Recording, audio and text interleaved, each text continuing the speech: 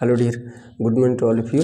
तो डियर, पिछले क्लास में हमने आपको जो है कि haemophilus influenzae type B vaccine, ठीक है, हीमोफिलस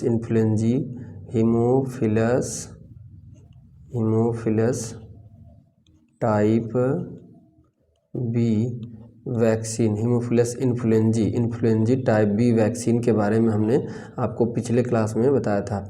अब आज हम इस क्लास में आपको बताएंगे हेपेटाइटिस ए वैक्सीन, ठीक है। कुछ खास बात इसमें बताएंगे हम हेपेटाइटिस ए वैक्सीन, ठीक है। और ये भी है कि ये लगभग मेरा जो वैक्सीन वाला क्लास है ये लगभग 10वां या 11वां, यानी कि लगभग हमने काफ़ी वैक्सीन 10 या 9 या 10 वैक्सीन के बारे में बता चुका हूँ, पढ़ा चुका हूँ।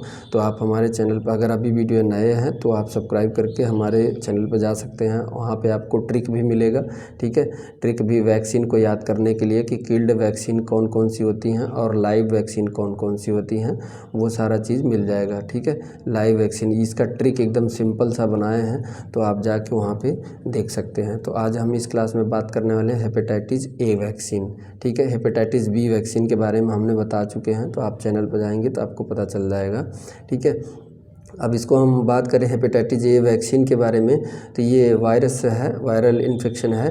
तो ये प्रोटेक्ट करता है हेपेटाइटिस ए इन्फेक्शन से, हेपेटाइटिस ए इन्फेक्शन से प्रोटेक्ट करता है ये वैक्सीन। टाइप की बात कर दे तो ये किल्ड वैक्सीन है। रूट की बात करें तो ये इंट्रामस्कुलर दिया जाता है, लेफ़्ट अपर आर्म में दिया जाता है, ठीक है। हाथ में, बाएं हाथ में अपर आर्म में दिया जाता है, ठीक है। उसके बाद वॉल्यूम की बात करें तो 0.5 ml फॉर चिल्ड्रेन और 1 ml फॉर एडल्ट, यानी कि आधा ml जो है कि चिल्ड्रेन अगर है तो आधा ml और एडल्ट है तो 1 ml। मिनिमम एज की बात करें तो कब देना चाहिए, 1 साल से पहले नहीं, 1 साल के बाद देना चाहिए, ठीक है। Should not be given before 1 year of age, यानी 1 साल के अंदर इसको नहीं देना चाहिए, जब 1 साल हो जाए उसके बाद देना है, ठीक है। उसका डोज की बात करें तो children need to dose of hepatitis A vaccine, बच्चों को मिनिमम 2 डोज की आवश्यकता होती है। तो फर्स्ट डोज कब देते हैं, after 12 month to 23 month of age, यानी कि लगभग 1 साल से लेके 23 मंथ, यानी कि लगभग 2 साल के बीच में देना चाहिए फर्स्ट डोज। फिर उसका सेकेंड डोज कब देना चाहिए, at least 6 month after first dose, इसको देने के बाद अगले 6 महीने बाद सेकेंड डोज दे देना चाहिए, ठीक है, ये चाइल्ड में। तो ये हेपेटाइटिस का। और कुछ खास बात हेपेटाइटिस का ये है, मैं बता दूं कि इस पे क्वेश्चन आ चुका है, ठीक है। ओल्डर चिल्ड्रेन और एडोलसेंस, यानी कि ओल्डर चिल्ड्रेन और एडोलसेंस हैं तो 2 से 18 साल के बीच में अगर पहले नहीं, 2 साल के पहले अगर वो नहीं लिए हैं तो वो ले सकते हैं of age who were not vaccinated, यानी कि जो ओल्ड एज के बच्चे हैं, यानी 5 साल से ऊपर के बच्चे हैं, या फिर 5 साल से या 10 साल से ऊपर के बच्चे हैं, 18 साल तक के जो बच्चे हैं वो वैक्सीन नहीं लिए हैं हेपेटाइटिस ए का, तो उनको भी वैक्सीन लगाया जा सकता है। शुड बी वैक्सीनेटेड, उनको भी वैक्सीन लगा देना चाहिए, ठीक है। लेकिन 1 साल के अंदर किसी को भी नहीं देना चाहिए, फर्स्ट ईयर में नहीं लगाना चाहिए ये वैक्सीन, बिफोर 1 ईयर, ठीक है, नहीं देना है। 1 साल के बाद कभी भी दे सकते हैं।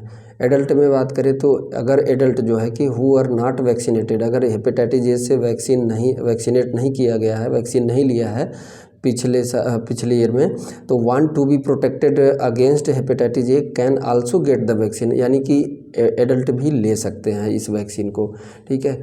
अगला क्वेश्चन है, एक पर्सन है जो हेपेटाइटिस का मरीज़ था, उसके संपर्क में आ गया तो उसको 2 सप्ताह के अंदर हेपेटाइटिस ए का वैक्सीन लगवा लेना चाहिए सुरक्षा के लिए, ठीक है, क्योंकि उसके संपर्क में आ चुका। तो इसमें यही कह रहा है कि a person who not previously received hepatitis A, जैसे कि मान लीजिए 2 पर्सन थे, ठीक है, आप ही मान लीजिए एक नर्स है और ये मरीज़ है, ठीक है, ये मरीज़ लेटा है, ठीक है, मरीज़ है। अब इस मरीज़ का केयर करने गया तो ये कौन सा मरीज़ था, हेपेटाइटिस ए का मरीज़ था, और इनको हेपेटाइटिस ए का वैक्सीन नहीं लगा था, हेपेटाइटिस ए का वैक्सीन नहीं लिए थे वैसे, और इसके संपर्क में आ गए, यानी कि इसके फ्लूइड से या उससे संपर्क में आ गए।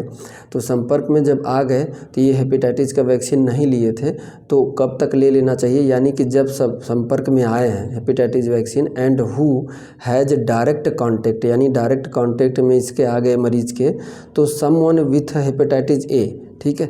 जो हेपेटाइटिस ए का मरीज है उसके संपर्क में आ गए तो खतरा है, तो उसमें क्या होता है कि should get hepatitis A vaccine within 2 week after exposure. जब कांटेक्ट में आए उसके 2 सप्ताह के अंदर हेपेटाइटिस ए का वैक्सीन ले ले तो खतरा नहीं रहेगा, ठीक है।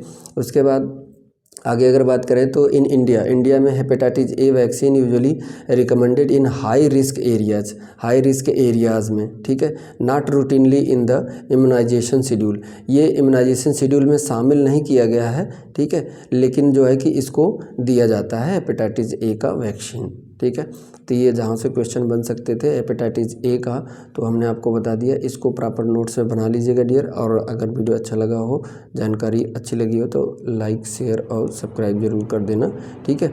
और ये जो है कि वैक्सीन आपके लिए जो है कि एग्ज़ाम के लिए बहुत ही इम्पॉर्टेंट है डियर। मैं जितना भी वैक्सीन का क्लास ले रहा हूँ उसका अगर प्रॉपर अगर आप नोट्स बनाएंगे तो आगे चल के किसी एग्ज़ाम में अगर इसको ले के बैठेंगे, पढ़ के जाएंगे ना, तब मज़ा आएगा आपको कि हाँ ऐसे ले। और नहीं तो फिर तमाम कोचिंगों में सब्सक्रिप्शन लेंगे, कोचिंग के लिए दौड़ेंगे, बुक महंगी महंगी खरीद लेंगे, आपको समझ नहीं है। तो इसलिए मैं सोच रहा हूँ कि आपको पहले से ही क्यों ना मजबूत कर दिया जाए।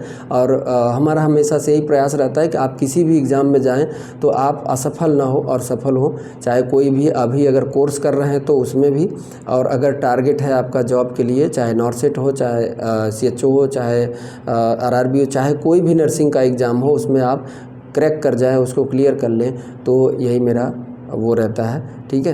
तो आप इसको प्रॉपर नोट से बनाते जाइए। हमारे चैनल पे आप जाएंगे तो वैक्सीन का ट्रिक भी है और ढेर सारे वैक्सीन के बारे में भी हमने पढ़ाया है। तो डियर मिलते हैं नेक्स्ट वैक्सीन के साथ नेक्स्ट क्लास में, तब तक खुश रहिए, मस्त रहिए। Thank you so much dear.